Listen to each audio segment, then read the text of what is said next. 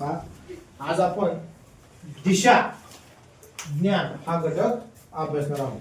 बघा, दिशा ज्ञान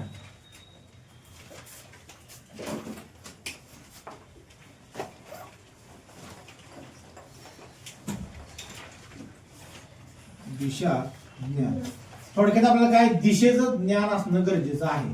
आतापर्यंत आपण दिशा पाहिल्या, बरोबर नाही. आता सर्वसाधारण एक गमतीचा विषय जर थोड्या वेळ आपण पकडला, गमतीचा विषय यासाठी म्हणतो की तुम्हाला आता मी जे विचारणार आहे बघा, आता तुम्हाला माझा मुख्य दिशा किती सांगा, मुख्य दिशा किती प्रश्न आहे का 4. उपदिशा किती 4. उपदिशा किती एकूण किती झाल्या.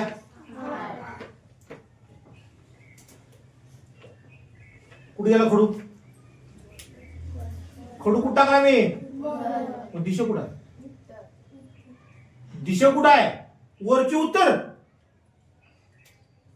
पुस्तकावरती आपण म्हणू शकतो की वरच्या साईडची उत्तर असते. आता असं बॉल उत्तर गेला म्हणतो का, तो चेंडू आपण घेतला का, चेंडू वर टाकला तर आपण म्हणतो उत्तर गेला, कुठे गेला, वर गेला म्हणतो, दिशा म्हणतो. आता समजा हा खडू खाली फेकला, आता खाली म्हणतोय, बोलताना पण मी खाली म्हणतोय, मग दिशा कोणती म्हणतोय, पण वरची आणि खालची दिशा आपण पकडत नाही. हा गमतीचा विषय, म्हणजे गंमत यासाठी म्हणलो की दिशा आपल्या पुस्तकात येईल का नाही. मुख्य आणि उपदिशा मिळून, मुख्य आणि उपदिशा मिळून 8 दिशा आहेत, बरोबर का नाही. आणि त्याच्यासाठी एक सूत्र आहे, ते सूत्र देण्याच्या अगोदर तुम्हाला मी दिशा सांगतो. पहिल्यांदा बघा,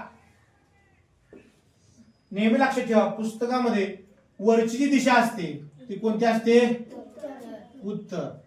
त्याच्या बरोबर समोरची दिशा कोणती असते, दक्षिण. आता पूर्व कोणत्या साईडला, डाव्या साईडला का उजव्या साईडला, हे आपल्याला पक्क ध्यानात ठेवायचं. उजव्या साईडला असते, कुठं असते, उजव्या साईडला. मग या ठिकाणी लिहायचं पूर्व, आणि पूर्व समोर कोणती येणार मग, पश्चिम.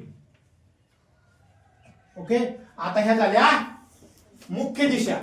आता कोणत्या दिशा अभ्यास आपल्याला, उपदिशा. मग आता मला सांगा, उपदिशा कोणकोणत्या आहेत. पहिल्यांदा विचारतो, तुम्हाला वाटत लहान मुलासारखा प्रश्न, पण तरी पण सांगा. हा अनुष्का, ओके. आता हे आपल्याला मागं पुढं अशा माहित आहेत, पण क्रमानं कोणत्या येतात हे आपल्याला माहित पाहिजे.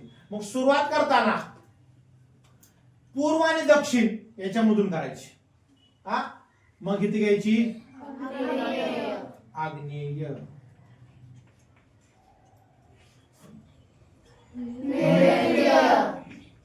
नैऋत्य, वायव्य, ईशान्य. ओके. आता बघा, तर ह्याला पण आपण काय करूया, गुणिले चिन्ह काढूया. म्हणजे अधिक म्हणजे उपदिशा, मुख्य दिशा. अधिक चिन्हाला कोणत्या दिशा येतात, मुख्य दिशा, आणि गुणिले चिन्हाला उपदिशा. आता हे पाठ ठेवण्यासाठी वेगवेगळ्या पुस्तकामध्ये वेगवेगळ्या क्लुप्त्या दिलेल्या आहेत, म्हणजे हे क्रम पाठ ठेवण्यासाठी. आता हे पाठ ठेवायला काय तुम्हाला पाठच आहे, पण क्रम पाठ पाहिजे, लक्षात द्या. मग क्रम मी तुम्हाला सांगतो.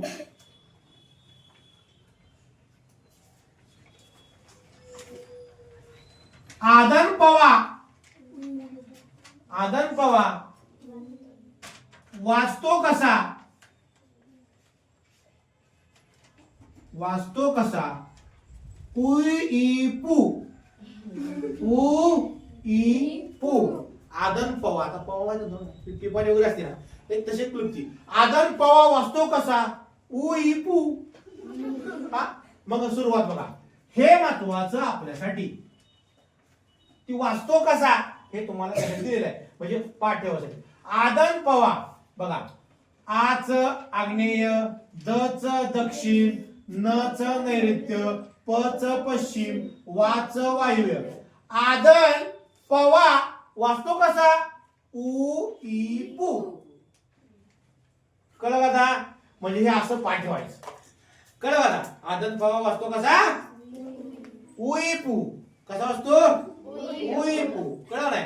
हा, मग ह्याच्यावर आपल्याला आधारित आपल्याला काही उदाहरणं अभ्यासाची आहेत. पहिल्यांदा हे लिहून घ्या.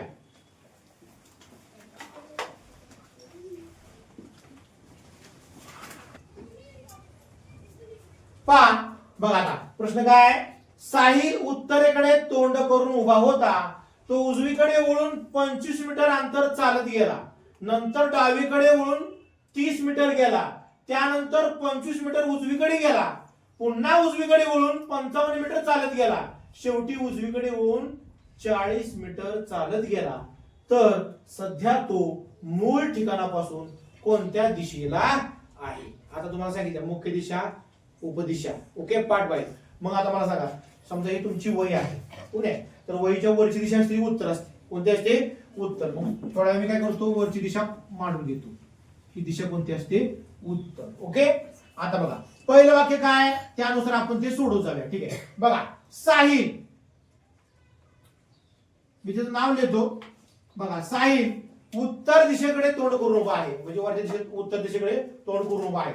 मग पहिलं वाक्य काय, तो उजवीकडे 25 मीटर चालत गेला. उजवीकडे म्हणजे काय रे, आपली उजवी म्हणजे त्याची उजवी. कधरा उजवीकडे किती मीटर गेला? 25 मीटर. किती मीटर गेला?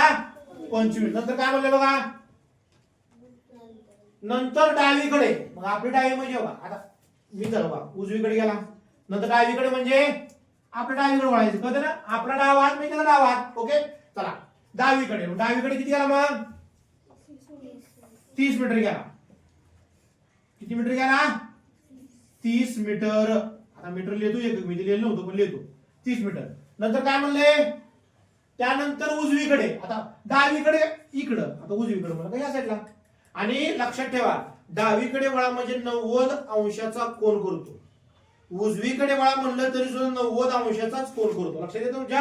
हा, मग आता उजवीकडे किती गेला रे? नंतर 30 मीटर गेला. त्यानंतर 25 मीटर उजवीकडे गेला. किती मीटर? ही समजा 25 मीटर आहे. 25 मीटर उजवीकडे गेला. ओके, हा. नंतर काय सांगितलं त्याने, पुन्हा उजवीकडे वळा. म्हणजे पुन्हा उजवीकडे म्हणजे परत ह्या साईडला. कळलं ना? उजवीकडे. उजवीकडे किती गेला रे? 55 गेला. किती गेला? म्हणजे बघा आता इथं समजा 30 आलं, इथपर्यंत 30 आलं. म्हणजे आपण समजा इथपर्यंत 20 लिहूया. त्याचा अंदाज घेऊन आपण करायचं. कळतं तुम्हाला? हा, मग इथे किती आलं रे? 55 मीटर उजवीकडे गेला, चालत गेला. शेवटी उजवीकडे बघा, उजवीकडे किती वेळा वळला? उजवीकडे किती गेला बघा परत? 40. म्हणजे बघा ही 25 म्हणलं, इकडे पण इथपर्यंत 25 आलं. इथं किती आलं? 25. आणि इथून मग काय असणार आहे परत?